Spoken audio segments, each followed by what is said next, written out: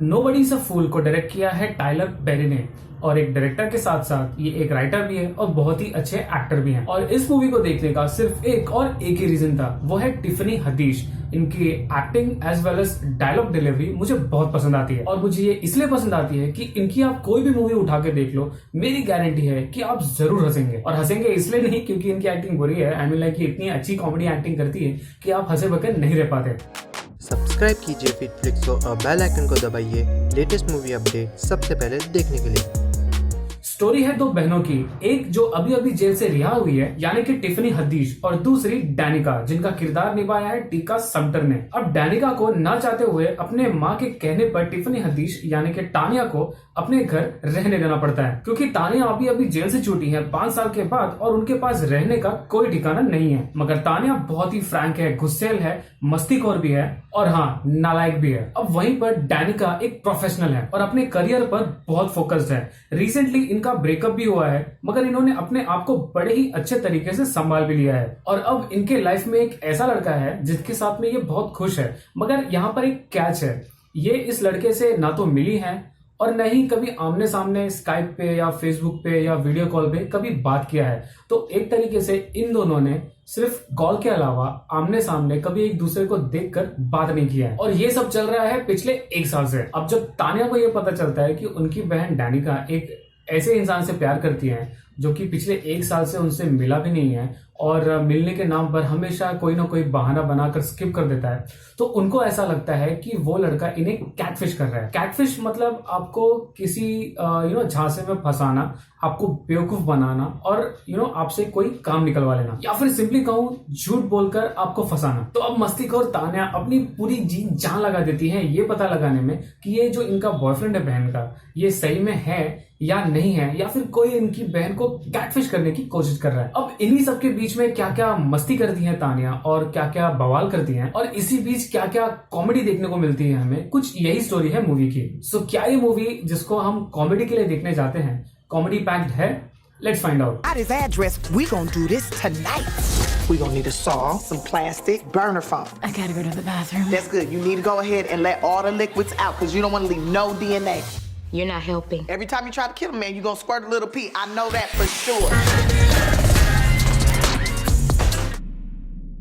Tiffany Haddish जिन्होंने तानिया का काम किया है मूवी में, ये हमेशा की तरह अपनी एक्टिंग से मूवी में एंट्री मारते से ही आपको हंसाने लगती है। अब ये केयरलेस इंसान तो है भी, मगर जब इनकी बहन की बात आती है तो ये बहुत ही केयरफुल हो जाती है और ये एक प्रोटेक्टिव सिस्टर की तरह काम करती है इस मूवी में, और नहीं चाहती कि इनकी बहन को कोई तकलीफ दे या चोट पहुंचाए या धोखा दे। और ये सभी चीजें तानिया बखूबी इस पूरी मूवी में करती भी हैं। और ये सारी चीजें तानिया करती है ढेर सारे फनी कॉमेडी के साथ में। आई मीन सीरियसली कहूं कि अगर मैं तानिया को यानी कि टिफनी हदीश को अगर मूवी से निकाल दूं तो पूरी मूवी में कहीं पर भी कॉमेडी रहेगी ही नहीं। अब वहीं पर इनकी बहन यानी कि डैनिका का रोल मुझे पता नहीं क्यों ओवर एग्जैजरेटेड लगा। आई मीन इनके एक्स ने इनको अभी रिसेंटली छोड़ दिया है, मगर इनके एक्सप्रेशन से, इनके रहन सहन से हमको ये नहीं पता चलता कि ये दुख या तकलीफ में है। वहीं पर अचानक से दूसरी तरफ हमें ये दिखाई देता है कि ये बहुत ही दुख और तकलीफ में है और लोगों से काफी चिड़ी हुई रहती है। आई मीन पूरी मूवी में आप इनको एक पल गुस्सा, एक पल ठीक, एक पल गुस्सा फिर ठीक,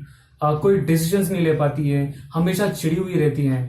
1-2 बार के लिए ठीक है, ये चलता है, देखने में सही लगता है क्योंकि उस दौर से गुजर रही हैं, मगर कहीं ना कहीं ये इतनी बार होता है कि इनका जो रोल है आपको धीरे धीरे इरिटेट करने लगता है। ऑल्सो कहीं ना कहीं मुझे इनकी एक्टिंग भी उतनी इंप्रेसिव नहीं लगी। आई मीन सीरियसली कहूं तो बहुत जगह पर मुझे ऐसा लगा कि ये थोड़ा ओवर एक्टिंग कर रही हैं। कॉमेडी की बात करूं तो डिसेंट से थोड़ी कम कॉमेडी थी मूवी में, और वो सब के सब टिफनी हदीश के बदौलत थी, वरना पूरे मूवी में उतनी खास कॉमेडी नहीं है। और उल्टा टिफनी हदीश को एक तरीके से सपोर्टिंग एक्ट्रेस के तौर पर इस मूवी में डाल दिया गया है, और पूरा का पूरा मूवी का जो मेन फोकस है वो इनकी बहन डैनिका के ऊपर ज्यादा फोकस किया गया है। इस मूवी में डैनिका का एक तरीके से एक साइड किक यानी कि उनकी एक बेस्ट फ्रेंड भी दी गई है, जो कि टाइम टू टाइम अपने कॉमेडी डायलॉग से हमें हंसाते रहती हैं, बट इन दी एंड वो सिर्फ एक जरिया होती है डैनिका और तानिया के बीच में, ताकि डैनिका का जो मैसेज है जो वो बोलना नहीं चाहती खुद से, वो उनकी फ्रेंड तानिया तक पहुंचाए ताकि तानिया उनके लिए कुछ कर सके। ऐसे और भी बहुत सारे छोटे छोटे कैरेक्टर्स हैं मूवी का जो कि स्विच होते रहते हैं,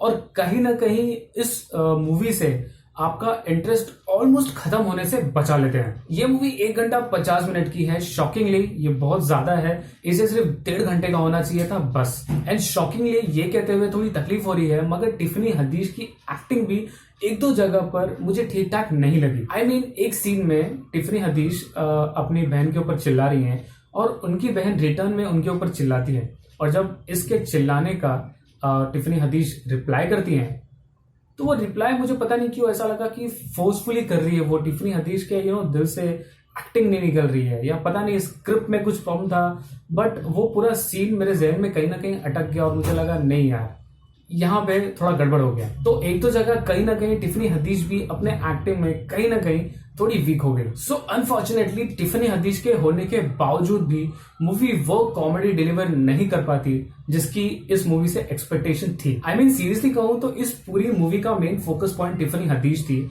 जिनको प्रमोशंस में इतना यूज किया गया था कि मुझे लगा कि पूरी मूवी इनके बारे में ही है।